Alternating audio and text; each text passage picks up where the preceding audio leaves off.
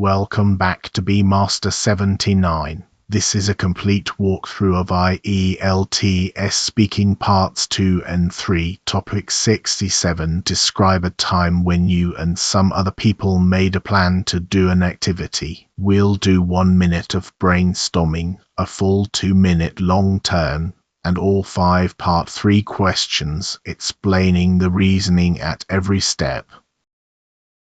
Before anything else, 4 honest notes. Band 9. Here is our own assessment against the published ielts band descriptors. It is not a certified examiner score. Trang is an invented candidate, and her story was written for this video. Copy the technique, not the content, because memorized answers are penalized. And every figure on the statistics slide at the end was measured from this recording. Here is the cue card, reproduced word for word. You should say what it was, when and where you made it, and what the activity was, and explain how you felt about the plan. Read it twice before your minute starts. The prompts are the skeleton of your answer.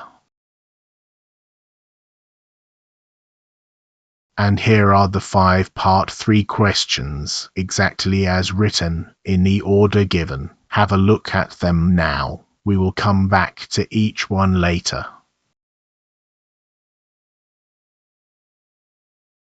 Three things about this card are worth flagging honestly. First, prompts 1 and 3 overlap. What it was and what the activity was ask very nearly the same thing, which official Cambridge cards rarely do. Read prompt 1 as the plan and prompt 3 as what you actually did. Second, the part 3 sequence runs from specific to general, which is the opposite of the usual direction. And third, question 4 is really 2 questions inside 1 clause. Answer both halves. We reproduce a source rather than quietly correcting it. A quick reminder of how part 2 actually works. You get 1 minute to prepare with paper and pencil, and you may use your notes while speaking. You then talk for 1 to 2 minutes, and the examiner stops you at 2 minutes, which is a good sign rather than a bad one. You are scored on fluency and coherence, lexical resource, grammatical range and accuracy, and pronunciation. Content is not scored, which is exactly why an invented story can score just as highly as a true one. Now the 1 minute. 4 rules. Write trigger words, never sentences, because you cannot read a sentence and speak at the same time. Spend about 15 seconds per prompt and save the last 10 seconds for your ending. Choose a real memory, even if you bend the details, because concrete detail comes free when the memory is real. And decide your final line before you start speaking. The commonest failure in part 2 is not running out of words. It is running out of direction.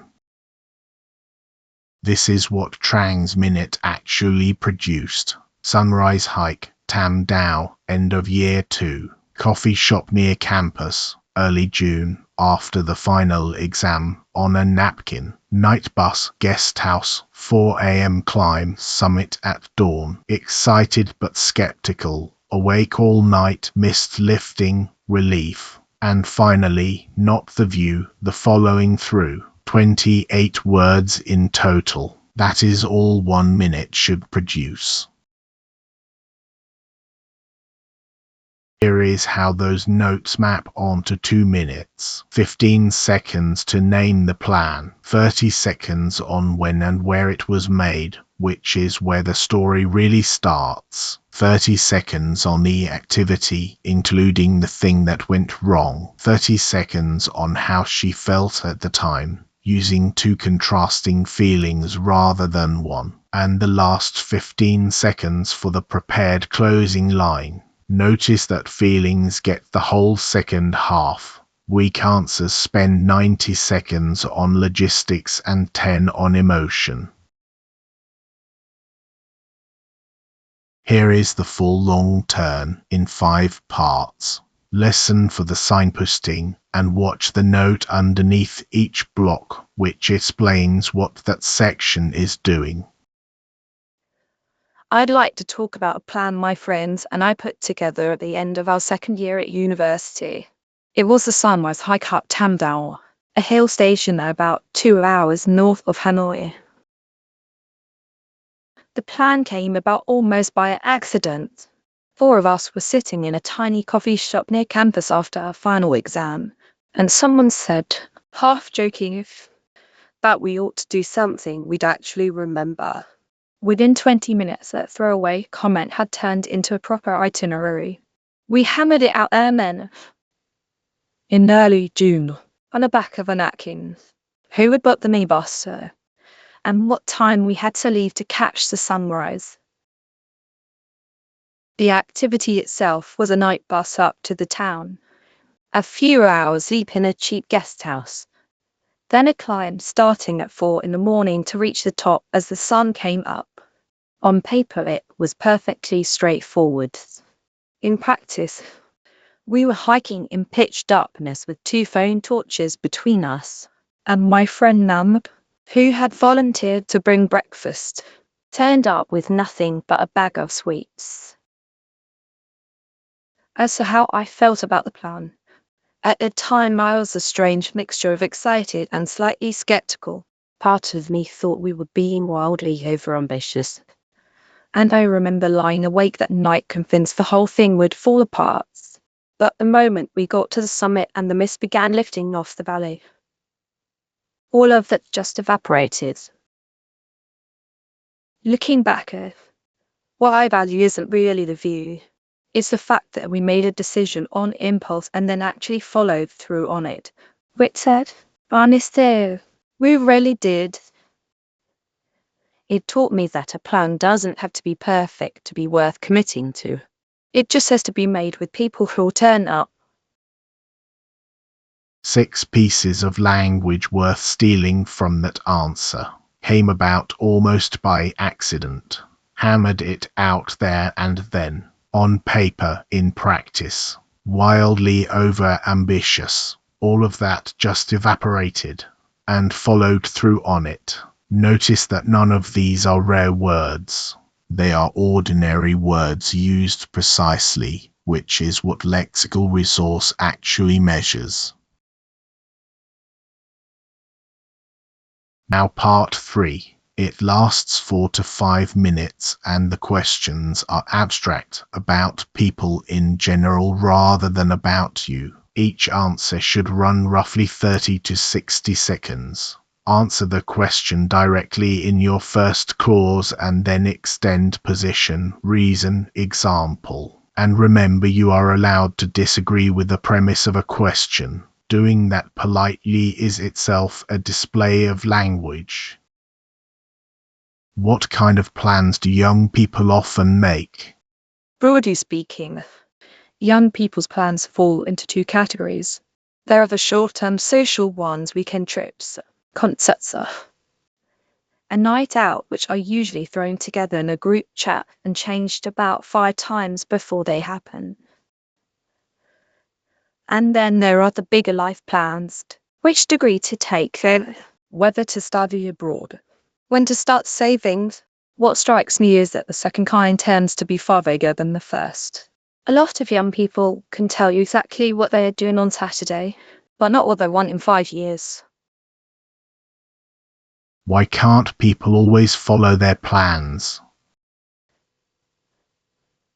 Several things get in the way. The most obvious is that we're simply bad at estimating. We underestimate how long things take and how much they cost. So plans collapse under their own weight. Then there's the fact that circumstances shift.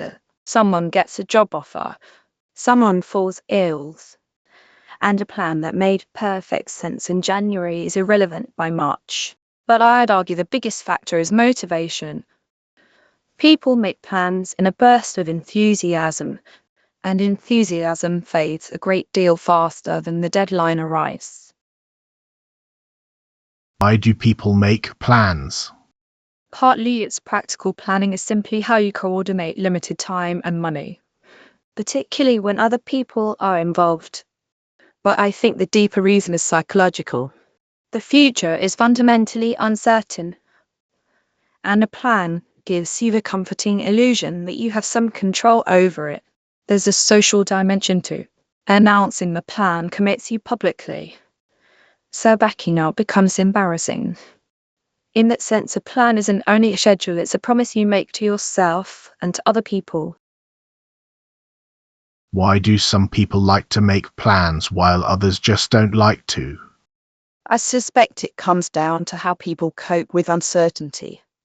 Some find open-endedness genuinely stressful, so a detailed plan is reassuring. It turns a vague, anxious future into a list of manageable steps. Others feel exactly the opposite. For them, a fixed plan is a cage, and half the pleasure of a trip lies in not knowing what will happen. Upbringing plays a part as well. If you grow up in a household where every hour is scheduled, you tend to carry that habit into adulthood, and the reverse is equally true. Are there any people who never make plans? I'd be cautious about saying anyone never plans, because even deciding to do nothing on a Sunday is a kind of plan. But there are certainly people who avoid formalizing it. They keep no calendar. They decide things the same morning, and they describe themselves as going with the flow. And in some circumstances, people can't plan.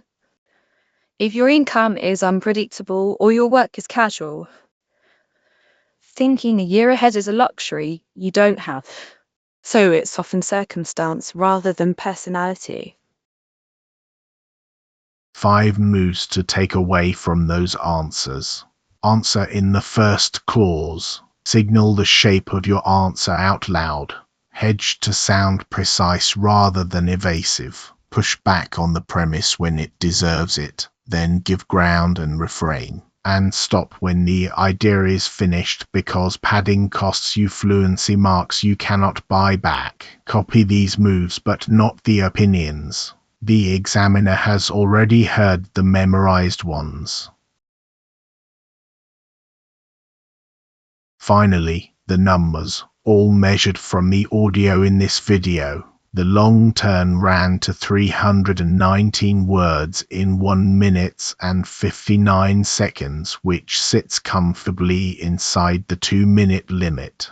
That works out at about 161 words per minute, which is a natural, unhurried pace. The 5-part 3 answers averaged about 36 seconds each, comfortably inside the 30 to 60 second window.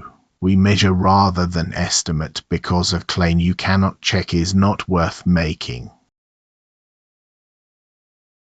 That is topic 67. 3 things to do now. Rebuild the 1 minute of notes yourself from your own memory before you watch this again. Record your long turn and time it, and if you finish before 90 seconds your feelings section is too thin. And practice the reframing move from part 3 on its own, because it is the fastest single upgrade available. Thanks for watching. Be Master 79.